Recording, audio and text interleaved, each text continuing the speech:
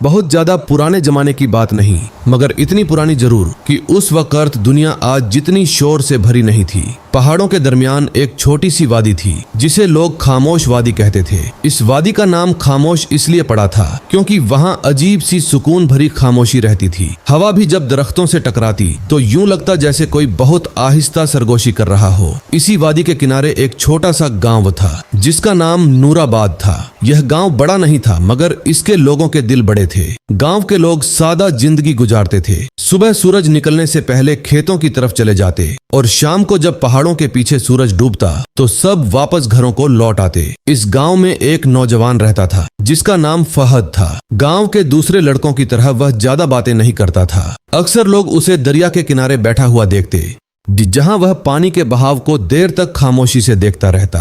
लोग कहते थे कि फहद के दिल में कोई ऐसी बात है जो वह किसी को नहीं बताता। फहद के वालिद कभी इस गांव के मशहूर बढ़ई थे। उनके हाथों में ऐसा हुनर था कि वह लकड़ी से आम चीजें नहीं बल्कि खूबसूरत शाहकार बना देते थे। लेकिन चंद साल पहले एक हादसे में उनका इंतकाल हो गया था। उसके बाद फहद ने ही अपने वालिद का काम संभाल लिया था। मगर एक बात थी जो फहद को बाकी लोगों से मुख्तलिफ बनाती थी। वह अक्सर पहाड़ों की तरफ देखता रहता था। नूराबाद के लोग पहाड़ों के उस पार जाने से डरते थे। उनका मानना था कि पहाड़ों के पीछे एक ऐसी वादी है जहां अजीब व गरीब वाकयात होते हैं। कुछ लोग कहते थे वहां पुरानी खंडहरात हैं, कुछ कहते थे वहां खजाना छुपा हुआ है, और कुछ का कहना था कि वहां ऐसी ताकतें हैं जिन्हें इंसान समझ नहीं सकता। लेकिन फहद को इन कहानियों से डरते हैं यहाँ जाने से। ऐसा क्या है इस पहाड़ के पीछे? खौफ नहीं आता था, बल्कि उसके दिल में अजीब सा तजस्सुस पैदा होता था। एक शाम जब सूरज पहाड़ों के पीछे डूब रहा था, फहद दरिया के किनारे बैठा हुआ था। उसके साथ उसका बचपन का दोस्त काशिफ भी बैठा था। काशिफ फहद के बिल्कुल बरक्स था। वह खुशमिजाज, बातूनी और हंसने वाला लड़का था। काशिफ हंस पड़ा। हाँ, सोचा है, और इसीलिए कभी वहां जाने का नहीं सोचा। फहद ने मुस्कुराकर उसकी तरफ देखा। लोग डरते क्यों हैं? काशिफ ने कंधे उचका दिए। क्योंकि लोगों को नामालूम चीजों से डर लगता है। फहद कुछ देर खामोश रहा, फिर आहिस्ता से बोला, क्योंकि लोगों को नामालूम चीजों से डर लगता है। मुझे लगता है कि इंसान को हर उस चीज का सामना करना चाहिए जिससे वह डरता है। काशिफ ने हैरत से उसकी तरफ देखा। तुम वाकई वहां जाना चाहते हो? फहद ने जवाब नहीं दिया, मगर उसकी आंखों में जो चमक थी वह इस सवाल का जवाब दे रही थी। इसी रात गांव में एक अजीब वाकया हुआ। गांव के सबसे बूढ़े शख्स बाबा करीम अचानक बीमार हो गए। बाबा करीम पूरे गांव के लिए एक तरह से बुजुर्ग और रहनुमा की हैसियत रखते थे। लोग किसी भी मुश्किल में उनके पास मशवरा लेने आते थे। जब खबर फैली तो पूरा गांव उनके घर के बाहर जमा हो गया। फहद भी वहां पहुंचा। बाबा करीम चारपाई पर लेटे हुए थे। उनकी सांसें भारी हो रही थीं। गांव का हकीम भी वहां मौजूद था, मगर वह ज्यादा कुछ नहीं कर पा रहा था। बाबा करीम ने आहिस्ता से आंखें खोलीं। उनकी नजर सीधी फहद पर जाकर रुकी। उन्होंने हाथ के इशारे से फहद को अपने करीब बुलाया। फहद झुककर उनके पास बैठ गया। बाबा करीम ने कमजोर आवाज में कहा, फहद, तुम्हें एक बात बतानी है। बाबा करीम ने बड़ी मुश्किल से सांस लेते हुए कहा, पहाड़ों के पार एक पुराना रास्ता है जो बहुत कम लोगों को मालूम है। दिल जोर से धड़कने लगा। बाबा करीम ने अपनी जेब से एक छोटा सा पुराना कागज निकाला और फहद के हाथ में दे दिया। वह एक पुराना सा नक्शा था। बाबा करीम ने आहिस्ता से कहा, यह रास्ता एक ऐसी जगह ले जाता है जहां तुम्हें वह मिल सकता है जिसकी तुम्हें तलाश है। फहद हैरान रह गया। लेकिन मुझे तो नहीं मालूम मैं क्या तलाश कर रहा हूँ। बाबा करीम ने कमजोर सी मुस्कुराहट के साथ कहा, कभी कभी इंसान को अपनी तलाश का पता रास्ते में चलता है। यह कहकर उन्होंने आंखें बंद कर लीं। कमरे में गहरी खामोशी छा गई। कुछ देर बाद हकीम ने आहिस्ता से कहा, बाबा करीम अब इस दुनिया में नहीं रहे। गांव में मातम सा छा गया, मगर फहद के हाथ में वह नक्शा अभी भी मौजूद था। उस रात फहद को नींद नहीं आई। वह बार बार नक्शे को देखता रहा। नक्शे में पहाड़ों के दरमियान से गुजरता हुआ एक तंग रास्ता दिखाया गया था। आखिर में एक निशान बना हुआ था जिसके पास सिर्फ एक लफ्ज लिखा था, आगाज। फहद को समझ नहीं आ रही थी कि इसका मतलब क्या है, मगर एक बात वाजह थी, उसकी जिंदगी अब पहले जैसी नहीं रहने वाली थी। सुबह सूरज निकलने से पहले ही फहद अपने घर से निकल आया। उसके कंधे पर एक छोटा सा थैला था जिसमें कुछ जरूरी चीजें थीं। जब वह गांव के बाहर पहुंचा तो उसे एक आवाज सुनाई दी, मुझे पता था तुम अकेले नहीं जाओगे। फहद ने पीछे मुड़कर देखा। वह काशिफ था। काशिफ मुस्कुरा रहा था। अगर कोई पागलपन करने जा रहा है तो मैं उसे अकेला नहीं छोड़ सकता। अगर कोई पागलपन करने जा रहा है तो मैं उसे अकेला नहीं छोड़ सकता। फहद हंस पड़ा और इस तरह दोनों दोस्त पहाड़ों की तरफ चल पड़े। उन्हें यह मालूम नहीं था कि इस सफर में उन्हें क्या मिलने वाला है, मगर कभी कभी इंसान को सफर शुरू करने के लिए सिर्फ एक चीज की जरूरत होती है, हिम्मत। और उस दिन फहद और काशिफ के पास वह हिम्मत मौजूद थी। फहद और काशिफ सुबह सवेरे गांव से निकले थे। सूरज अभी पूरी तरह नहीं निकला था और पहाड़ों बेक की चोटियों पर हल्की सुनहरी रोशनी फैल रही थी। हवा ठंडी थी और दरख्तों के पत्ते आहिस्ता आहिस्ता हिल रहे थे। गांव से निकलते वक्त दोनों ने पीछे मुड़कर एक बार नूराबाद को देखा। वह छोटा सा गांव अब धुंध में आहिस्ता आहिस्ता छुपता जा रहा था। काशिफ ने गहरी सांस ली और हंसते हुए कहा, पता नहीं हम वापस आएंगे भी या नहीं। फहद ने आहिस्ता से जवाब दिया, वापस जरूर आएंगे, मगर शायद हम वह लोग नहीं होंगे जो आज यहाँ से निकले हैं। रास्ता आहिस्ता आहिस्ता ऊपर की तरफ चढ़ रहा था। पहाड़ों के दरमियान एक तंग पगडंडी थी जिस पर शायद बरसों से किसी ने सफर नहीं किया था। जगह जगह झाड़ियां उग आई थीं और कई बार उन्हें रुककर रास्ता साफ करना पड़ता था। दोपहर तक चलने के बाद दोनों एक ऊंची चट्टान के पास पहुंचे जहां से नीचे पूरी वादी नजर आती थी। नूराबाद अब बहुत दूर रह गया था। दरिया एक चांदी की लकीर की तरह दिखाई दे रहा था। काशिफ ने नीचे देखकर कहा, जे अब वापस जाना आसान नहीं होगा। फहद ने नक्शा निकाल कर देखा। नक्शे के मुताबिक उन्हें पहाड़ के दूसरी तरफ उतरना था। असल रास्ता अब शुरू होगा, फहद ने कहा। कुछ देर बाद वह पहाड़ की चोटी के करीब पहुंच गए। वहां पहुंचकर उन्होंने एक अजीब मंजर देखा। पहाड़ के दूसरी तरफ की जमीन नूराबाद की वादी से बिल्कुल मुख्तलिफ थी। वहां दरख्त कम थे, मगर बड़े बड़े पत्थर और पुरानी चट्टानें फैली हुई थीं। ऐसा लगता था जैसे सदियों पहले यहाँ कोई बहुत बड़ी तब्दीली आई हो। ये जगह तो बिल्कुल सुनसान है।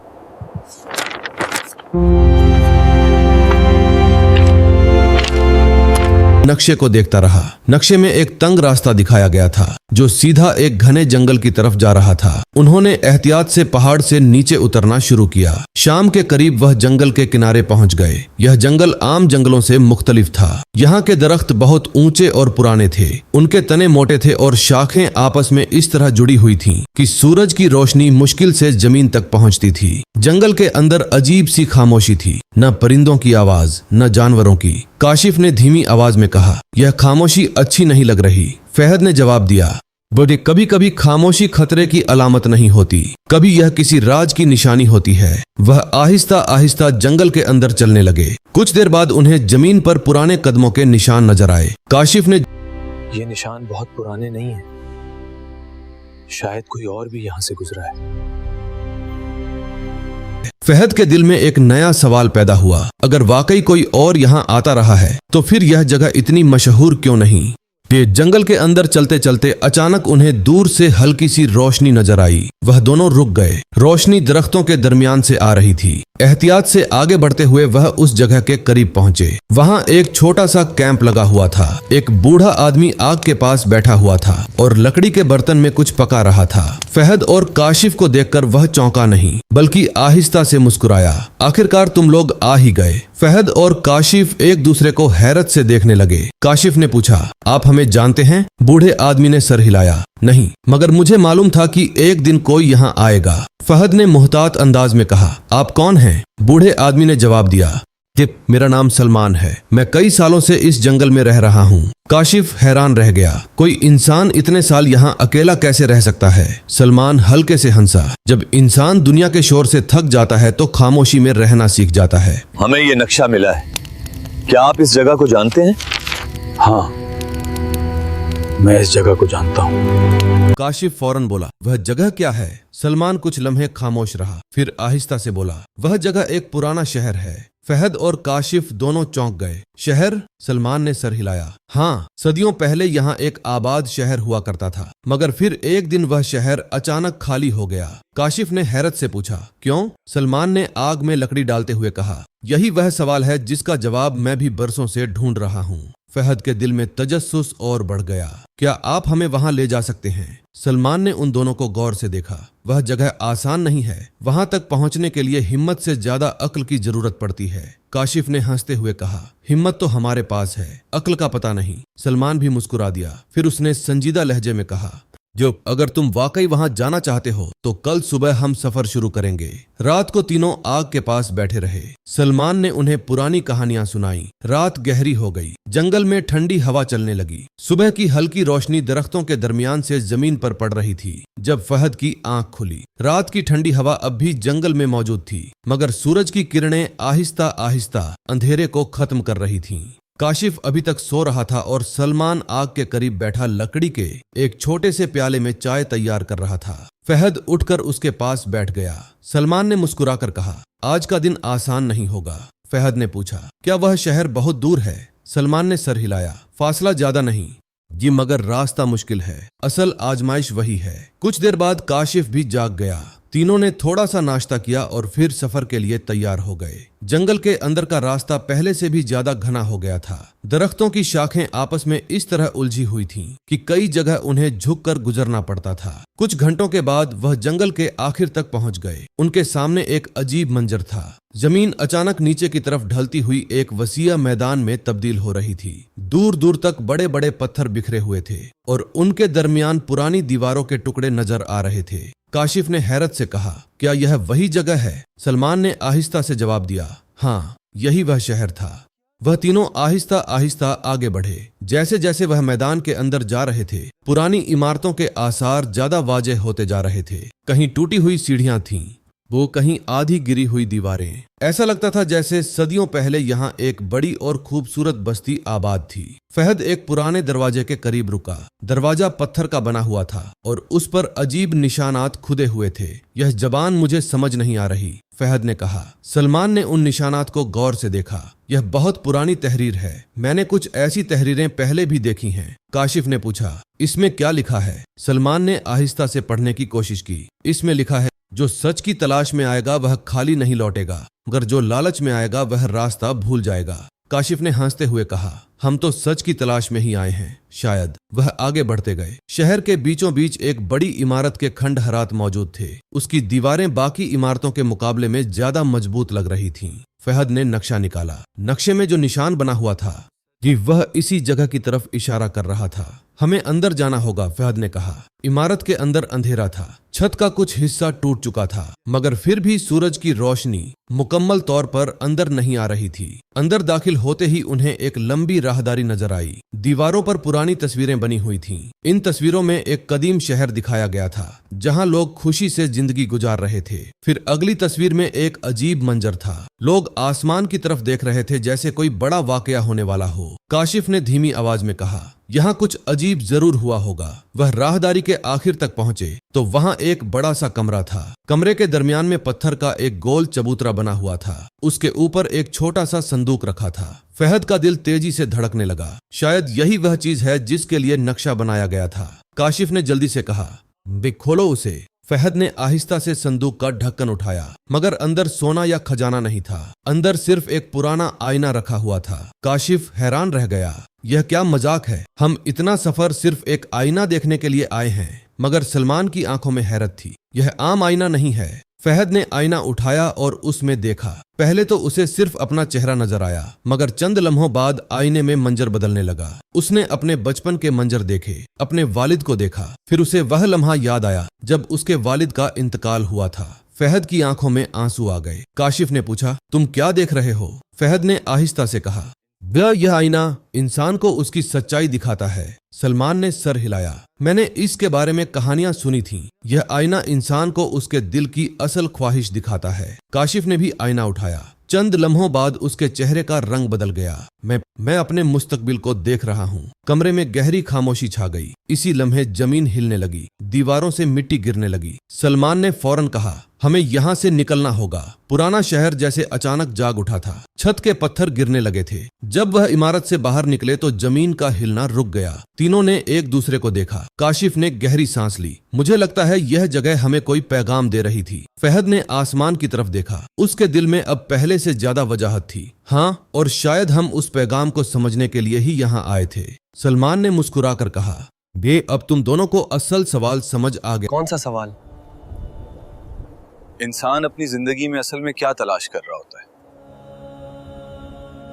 पुराने शहर से बाहर आकर तीनों कुछ देर तक खामोश खड़े रहे। हवा हल्की हल्की चल रही थी और सूरज आहिस्ता आहिस्ता पहाड़ों की तरफ झुकने लगा था। अभी कुछ देर पहले जो जमीन हिल रही थी अब वह बिल्कुल पुरसुकून हो चुकी थी, मगर फहद के दिल में एक अजीब सी हलचल बाकी थी। उसके हाथ में वही आईना था। वह आम सा दिखाई देता था, मगर अब फहद को मालूम हो चुका था कि यह आम चीज नहीं है। काशिफ ने खामोशी तोड़ी। मुझे अब भी समझ नहीं आ रहा कि यह सब क्या था। एक खोया हुआ शहर, एक अजीब आईना और वह तस्वीरें दीवारों पर, यह सब क्यों बनाया गया था? सलमान ने आहिस्ता आहिस्ता मैदान की तरफ देखते हुए कहा, हर पुरानी तहजीब अपने पीछे कोई न कोई पैगाम छोड़ जाती है। कुछ लोग वह पैगाम समझ लेते हैं कि और कुछ सिर्फ खंडहरात देखकर वापस चले जाते हैं। फहद ने आईने को गौर से देखा। यह आईना इंसान को उसकी सच्चाई दिखाता है। शायद इसीलिए इस शहर के लोग इसे महफूज रखना चाहते थे। काशिफ ने गहरी सांस ली। लेकिन अगर यह इतना कीमती था तो फिर यह शहर खाली क्यों हो गया? सलमान चंद लम्हे खामोश रहा। फिर उसने आहिस्ता से कहा, कभी कभी इंसान सच देखने से डर जाता है। तीनों दोबारा जंगल की तरफ चलने लगे। शाम गहरी होती जा रही थी और दरख्तों के साए लंबे हो रहे थे। रास्ते में फहद बार बार आईने के बारे में सोचता रहा। जब उसने आईने में देखा था तो उसे सिर्फ माजी नहीं दिखाई दिया था। उसे यह भी महसूस हुआ था कि उसके दिल में जो सवाल बरसों से थे, उनके जवाब कहीं न कहीं मौजूद हैं। आज जो कुछ देखा है वो सब अभी तक समझ नहीं आ रहा। शायद ये सब समझने में वक्त लगे। कुछ चीजें फौरन नहीं समझ आती। फहद, तुमने आईने में क्या देखा था?